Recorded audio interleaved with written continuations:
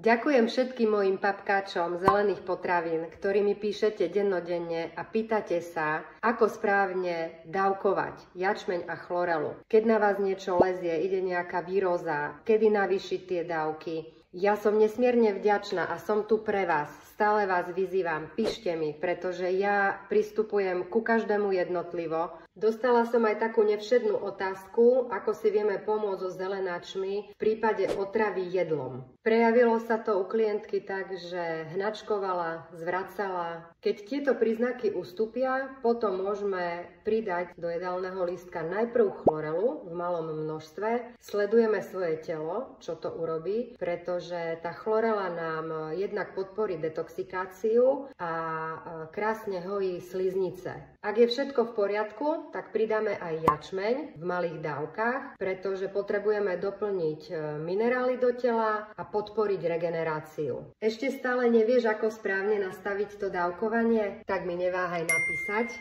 a ja ti veľmi rada poradím, ako užívať chlorelu a jačmeň.